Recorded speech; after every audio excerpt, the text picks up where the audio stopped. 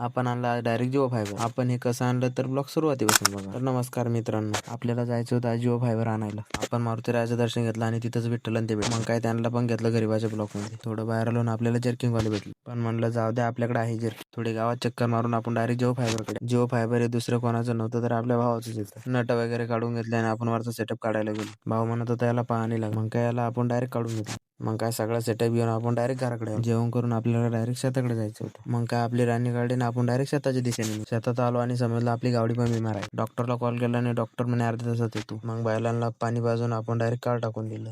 आपल्या भाऊच्या तिथं बिलात तोडायला बाया येईल होते. भाऊला भेटायला गेलो तर भाऊ डायरेक्ट कोपऱ्यात होते. भाऊला भेटायला नव्हे तर आपण बिला तुपटायलाच गेलो. तिथे गेल्यावर समजलं आज आपल्याला हेच काम आहे. तिथे मोठा मोठाले नळे होते. म्हणलं याला घाबरून जमणार नाही, आपल्याला पण दिवसभर त्याचा सामना करणं होतं. म्हणलं जाऊ दे आपल्याला काय 2 दिवसच काम करणं आहे, नंतर कॉलेज आहे. मग काय दुपारचं जेवण करायचं होतं म्हणून गेलो सोलार चालू करायला. सोलार चालू करून दिलं. हा भाऊ म्हणत होता मी सोलारच्या पाण्याच्या आधी पाणी आणतो. मग काय बोललो होता वाचला.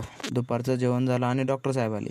मग काय गावडीची ताप वगैरे चेक केली. डॉक्टर साहेब म्हणत होते आपल्याला आज पण सलाईन लावावं लागेल. मग म्हणलं घ्या लावून. डॉक्टर साहेबांनी सलाईन वगैरे लावली आणि इंजेक्शन सोडलं. मग डॉक्टर साहेबाला म्हणलं 2-3 शेंगा खाऊन घ्या. 2-3 कशामुळे तर त्यांना पुढच्या पेशंटची कॉल येत होती, पण आपण जे कोण शेंगा खायला बसलो ते कोण दुपान सुचू देत नव्हतं. मग दुपानीचं तिचं आलं ना आपले ॲग्रिकल्चर सर आले. मग शेंगा खाल्ल्याने आपल्याला जायचं होतं गवत आणायला. गवत आणायला जाताना आपल्याला दिसला काकडीचा येईल, पण आपण जायच्या आधी सगळ्या काकड्या गायब होत्या. मग काय आपण कामात आलेलो होतो म्हणून तुरे पण घेतली आणि गवत पण कापलं. मग काय बैलाला पाणी वगैरे पाजलं आणि त्यांना गवत टाकून दिलं. गवत टाकल्यानंतर आपलं सगळं काम आवरलेलं होतं. म्हणलं चला गावाकडे. मग काय काढली आपली महिना निघलो गावाकडे. आणि हा तुम्ही तेवढं जाता फॉलो करून जावा बरं का. जो ख्वाबों ख्यालों में सोचा नहीं